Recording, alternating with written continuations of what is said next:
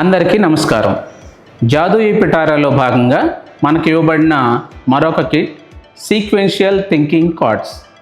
ఈ sequential thinking కార్డ్స్లో మొత్తం 4 రకాల థీమ్స్కు సంబంధించిన సీక్వెన్షియల్ కార్డ్స్ ఉంటాయి. ఇలాంటి థీమ్స్కు సంబంధించిన 4 సెట్స్ ఉంటాయి.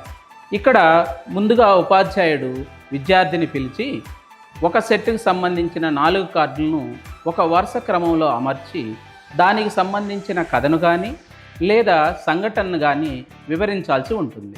ఇక్కడ ఉపాధ్యాయుడు విద్యార్థికి వివరించేటప్పుడు ఈ 4 సంఘటనలు వరుస క్రమంలో ఎలా ఉన్నాయో వాటికి సంబంధించిన లాజికల్ ఆర్డర్ కూడా విద్యార్థికి వివరించాల్సి ఉంటుంది.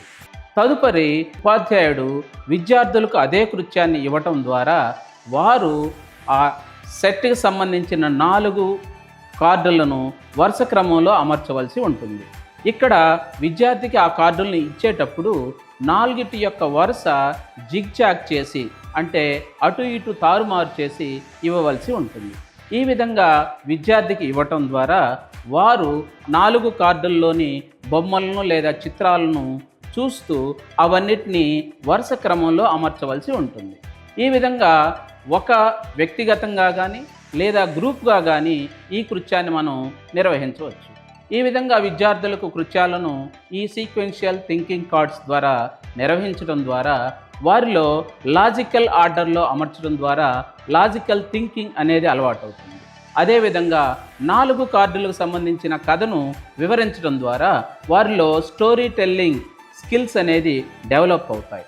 అదేవిధంగా ఈ 4 కార్డులను సంబంధించిన కథ వారు గుర్తుపెట్టుకొని వివరించాలి కాబట్టి వారిలో మెమరీ స్కిల్స్ కూడా డెవలప్ అవుతాయి, ఇంకా కాన్సన్ట్రేషన్ కూడా పెరుగుతుంది.